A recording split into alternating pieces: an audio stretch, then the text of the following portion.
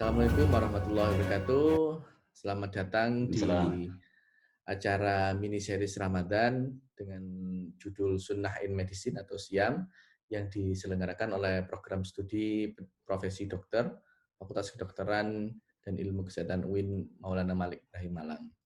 Hari ini kita kedatangan narasumber yang sangat istimewa, yaitu Dr. Iwal Reza Ahdi, spesialis penyakit dalam, yang akan memberikan sedikit informasi terkait bagaimana supaya kita tetap fit dalam berpuasa Ramadan. Saya sebagai pembawa acara, Dr. Abdul Malik Setiawan, mengucapkan terima kasih sebanyak-banyaknya bagi seluruh penonton di acara ini. Kegiatan ini akan disiarkan secara rutin di channel YouTube Kedokteran UIN Malang. Tanpa panjang lebar lagi, kita sambut narasumber. Assalamualaikum Dr. Iwal, bagaimana kabarnya? Waalaikumsalam warahmatullahi wabarakatuh. Alhamdulillah kabar baik, Dr. Malik. Ya, karena dalam kondisi pandemi ini, jadi acara kita lakukan secara online, tidak masalah ya? Ya, tidak masalah, siap-siap. Ya, mungkin bisa menyapa penonton channel YouTube Kedokteran UIN Malang dulu, sebelum kita mulai Assalamualaikum. perbincangan. Baik, Assalamualaikum warahmatullahi wabarakatuh. Selamat pagi dan selamat mengikuti pada para subscriber dan para penonton YouTube dari FKIK UIN Malang. Semoga yang kita dapatkan pada webinar series kali ini bisa memberikan manfaat bagi Anda semua.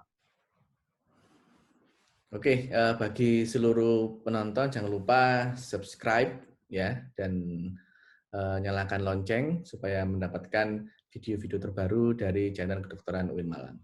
Oke, Dr. Iwal, kita mulai webinar series kali ini ya. Topik kita kali ini adalah bagaimana supaya tetap fit dalam berpuasa.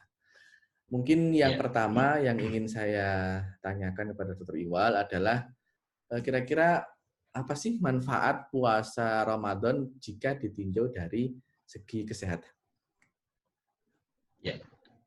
Ya, terima kasih Dr. Malik dan selamat pagi pada para pemirsa.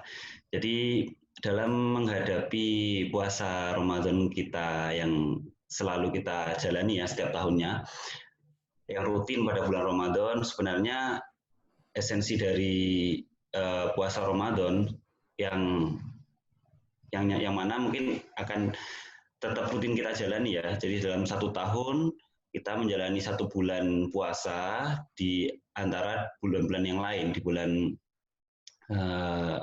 yang apa namanya penting bagi kita untuk tahu dari segi medis apakah puasa ini merupakan suatu perintah dari agama, namun juga memiliki esensi yang penting dari segi medis.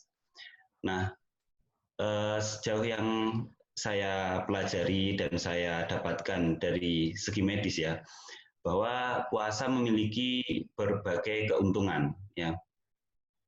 Yang pertama, yang paling esensial dan yang paling penting adalah menjaga kesehatan. Nah, bagaimana menjaga kesehatan yang dimaksud? Yaitu menjaga kesehatan di mana saat-saat bulan-bulan yang lain, biasanya kontrol makanan, kemudian kontrol aktivitas, itu tidaklah teratur ya. Dengan adanya bulan Ramadan, maka keteraturan yang dimaksud adalah keteraturan di mana adanya intermittent fasting. Kalau dalam istilah medis itu disebut dengan intermittent fasting dan memang sudah ada diteliti dari berbagai penelitian bahwa intermittent fasting itu memiliki banyak manfaat. Nah, salah satunya adalah dengan puasa Ramadan ini.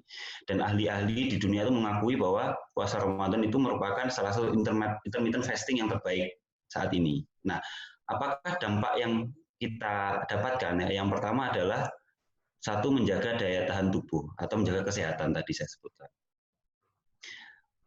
Yang kedua adalah menurunkan berat badan ya.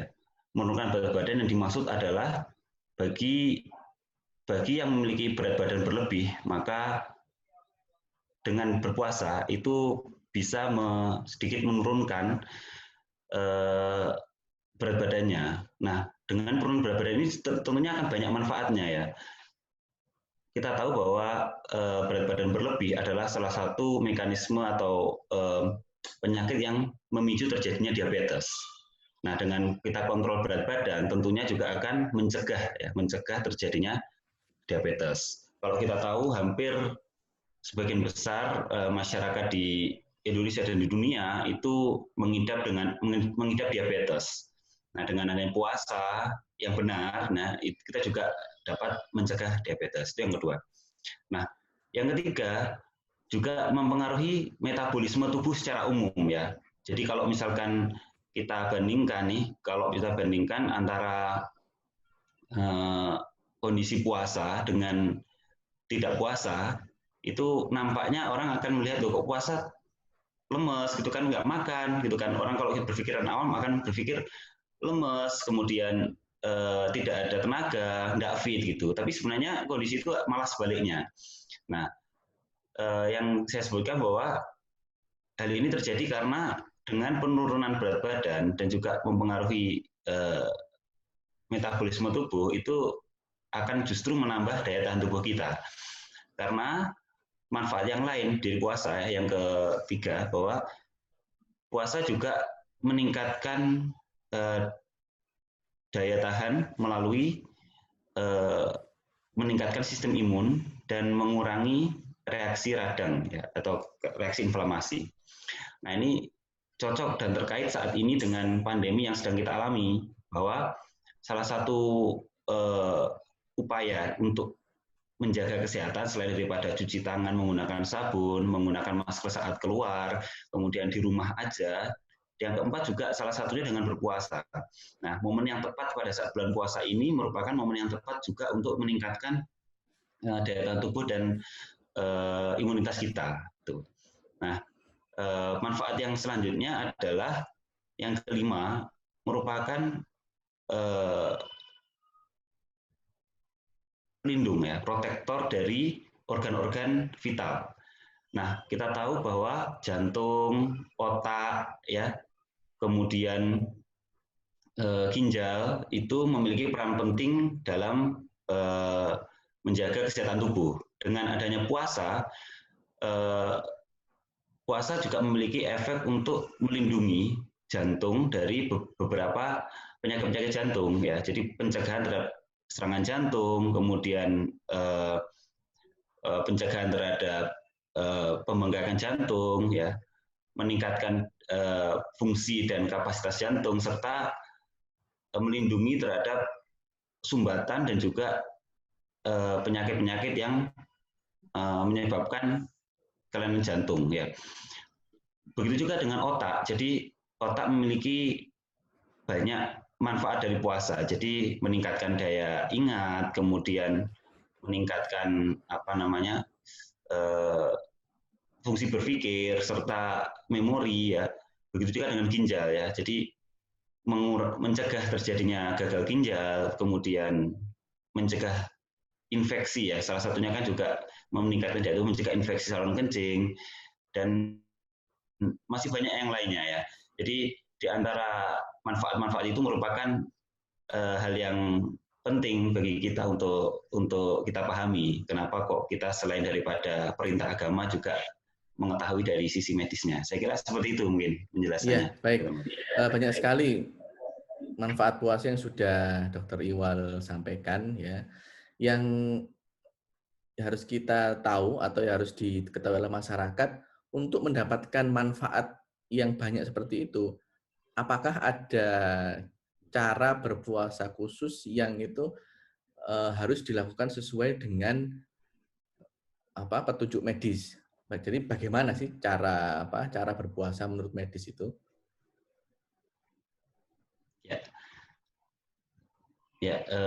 Terima kasih Dr. Malik. Bagaimana mendapatkan manfaat atau cara berpuasa yang benar ya? Kalau kita lihat nih, sebenarnya kita kan sudah menjalani puasa sekian tahun nih, hampir setiap tahun kita puasa. Tapi kok saya tidak mendapatkan manfaat seperti yang narasumber tadi sampaikan gitu kan? Itu yang mungkin ada di benak dari para pemirsa. Nah, mungkin ada beberapa tips atau cara bagaimana puasa itu yang benar supaya kita mendapatkan manfaat puasa dari sisi medis ya. Yang pertama adalah minum cukup air ya, minum cukup air putih.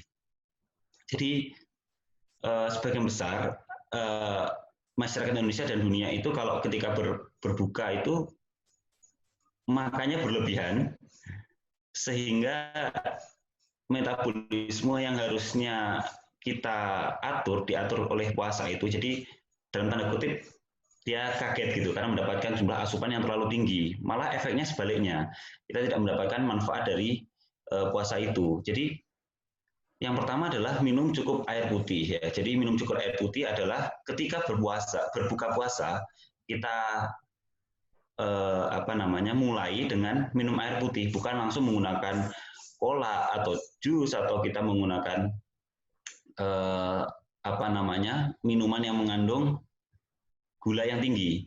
Nah, yang kedua, tips yang selanjutnya adalah ketika berbuka itu dengan buah ya. Seperti sunnah Nabi menggunakan kurma atau menggunakan buah yang segar, semangka atau melon ya. Nah, itu penting ya. Jadi cukup air putih. Kemudian yang kedua, istirahat yang cukup ya. Nah, rata-rata ketika bulan Ramadan hampir semua masyarakat banyak melakukan ibadah ya. Melakukan ibadah itu baik sholat taraweh, kemudian tadarus Quran, itu tetap harus memperhatikan tidur ya. Tidur yang cukup adalah tidur di mana 6 sampai 8 jam tercukupi.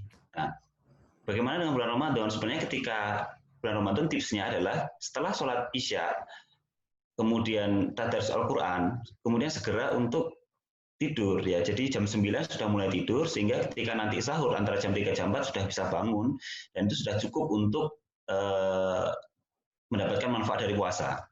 Nah, yang ketiga, hindari kafein dan yang manis-manis secara berlebihan ya.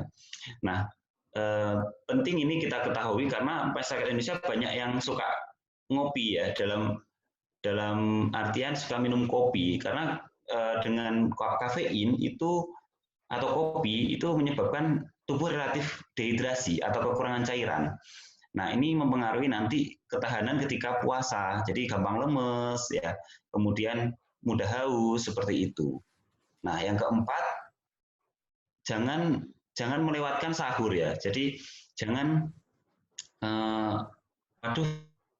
makan malam habis itu tidur bangun langsung subuh seperti itu ya. Karena dengan kita makan sahur itu menjaga kadar gula dan ketahanan ketika puasa. Semakin kita mendekati sahur,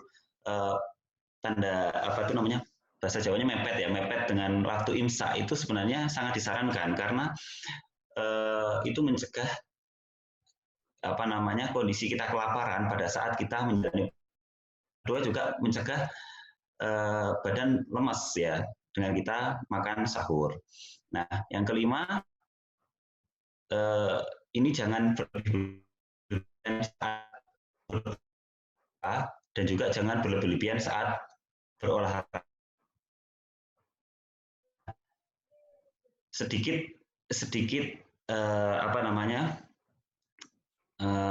panduan untuk bagaimana jangan berlebihan saat berbuka, yaitu konsumsi makanan secukupnya setelah makan takjil kemudian sholat maghrib, kemudian makan secukupnya, jangan terlalu kenyang ya, karena nanti untuk aktivitas sholat taraweh kita kadang terlalu kenyang sehingga kita ngantuk saat taraweh ya, walaupun taraweh di rumah ya. Dengan makan sedikit saat nanti ketika setelah sholat taraweh boleh ditambah lagi dengan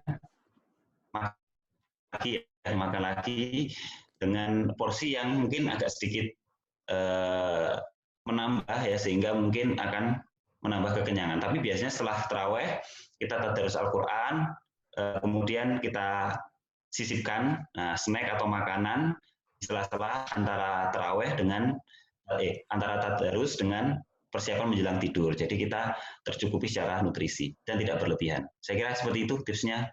Dr. Malik? Ya, jadi sudah banyak tips yang diberikan oleh Dokter Iwal. Jadi yang pertama banyak minum air putih, kemudian hindari yang manis-manis, tapi maksudnya minuman manis ya berarti ya dok ya. Ya, betul. Tapi kalau buka tetap menggunakan buah, buah yang manis boleh ya. Buah yang manis boleh ya. Manis Ya, dari buah, bukan dari pemanis dari sirup atau gula. pemanis gula. Ya.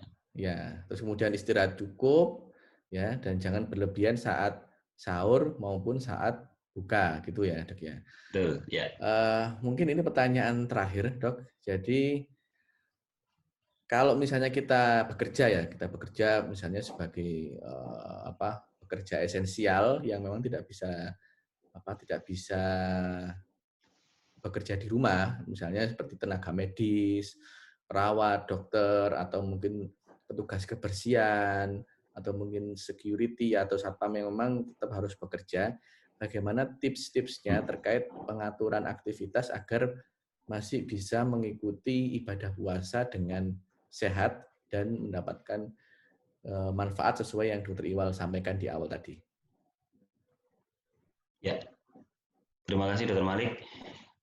Bagi yang memiliki aktivitas fisik maupun aktivitas dalam bekerja selama bulan Ramadan, tips yang disarankan adalah untuk tipe pekerjaan yang tidak menggunakan fisik ya, dalam artian tidak menggunakan fisik secara berat, seperti pekerja kantoran, pekerja administrasi, pekerja bank, ataupun pekerja di depan ya, artinya tidak menggunakan fisik secara berlebihan, maka tidak ada pembatasan atau pengurangan aktivitas bekerja. Jadi bisa tetap menjalani aktivitas bekerja seperti pada umumnya. Hanya saja memang untuk aktivitas fisik, di mana pekerjaan yang menggunakan aktivitas fisik, seperti hanya pada driver, kemudian tukang beca atau pekerja bangunan, kemudian aktivitas yang berat, di mana menggunakan banyak tenaga, apakah puasa ini menghalangi gitu kan? Jadi sebenarnya aktivitas fisik yang berat pun itu tidak menghalangi puasa. Nah, tergantung bagaimana kita mengaturnya. Untuk pekerjaan yang berat, seperti hanya seperti hanya tukang atau tukang beca atau yang menggunakan tenaga, itu prioritaskan pekerjaan setelah pada zuhur ya, pada zuhur atau setelah zuhur ya. Kenapa? Karena ketika kita menggunakan aktivitas fisik saat pagi sampai jam 12 siang, itu energi akan banyak terforsir, sehingga akan mengurangi tenaga kita dan akan mengurangi saat mencapai nanti berbuka puasa. Nah, dengan aktivitas fisik yang dimulai setelah zuhur, itu diharapkan ketika nanti kita capek atau kita sudah lelah, itu sudah nanti disambung dengan kondisi puasa, sehingga mencegah terjadinya pingsan saat puasa atau kondisi kekurangan gula, hipoglikemi istilahnya. Dikenakan fisik terlebih sebelum zuhur. Nah, yang dikejar target atau bekerja harus pada saat sebelum zuhur atau bekerja berat sebelum zuhur, intensitas istirahatnya banyak. Jadi, 1 jam bekerja, istirahat 15 menit ya. 1 jam bekerja, istirahat 15 menit, sehingga ada interval waktu tubuh untuk menyesuaikan di mana kondisi nanti tidak menyebabkan sampai jatuh pingsan seperti itu ya. Untuk aktivitas yang terpaksa dilakukan sebelum qabla zuhur atau sebelum zuhur. Nah, yang terakhir untuk olahraga. Nah, bagaimana sih olahraga yang tepat ya? Kalau misalkan selama ini kan bagi kaum awam atau masyarakat pada umumnya itu nggak pernah olahraga pada saat bulan Ramadan. Nah, ini penting ya. Jadi olahraga tetap bisa dilakukan, yaitu olahraga yang menggunakan intensitas rendah dan sedang ya. Jadi seperti jogging, bersepeda ya. Nah, yang disarankan adalah aktivitas tersebut dilakukan kurang dari 1 jam, di mana waktu yang tepat adalah waktu sore hari. Nah, kalau pada selain dari pandemi ini kan rata-rata orang pada ngabuburit ya, itu bisa dilakukan dengan bersepeda atau jogging. Kalaupun pada saat seperti ini bisa dilakukan jogging di rumah atau bersepeda di kompleks rumah tanpa keluar dari kompleks dengan waktu sore hari atau menjelang berbuka. Sehingga ketika nanti kondisi sudah olahraga, sudah siap untuk berbuka sehingga mencegah terjadinya kondisi drop, tapi tetap fit dan tetap berolahraga saat bulan Ramadan. Saya kira seperti itu, Dr. Malik. Ya, terima kasih Dr. Iwal. Jadi sedikit merekap yang terakhir. Yang pertama adalah bagi yang aktif pekerjaannya di depan komputer, pekerjaan kantor mungkin tidak perlu ada pengurangan aktivitas ya, Dok ya. Ya. Terus kemudian bagi pekerja berat diutamakan nanti beban pekerjaannya ditaruh setelah duhur gitu ya, Dok ya. Sama tetap berolahraga dengan intensitas waktu kurang dari 1 jam dan dilakukan sore hari menjelang berbuka puasa. Ya, benar Dok ya. Mungkin ya, itu. Seperti itu, Dok. Ya, pemirsa channel YouTube Kedokteran UIN Malang, sudah kita dengarkan penjelasan dari Dr. Iwal terkait tips-tips bagaimana supaya kita fit dalam menjalani puasa. Oke, terima kasih banyak pada Dr. Iwal atas waktunya. Kepada seluruh pemirsa, jangan lupa nantikan mini series Ramadan Sunnah in Medicine atau SIAM di channel Kedokteran UIN Malang dengan topik-topik yang menarik terkait puasa maupun terkait kesehatan secara umum. Terima kasih atas perhatiannya. Kami ucapkan jazakumullah khairan katsir. Wassalamualaikum warahmatullahi wabarakatuh. Terima kasih. Waalaikumsalam warahmatullahi wabarakatuh.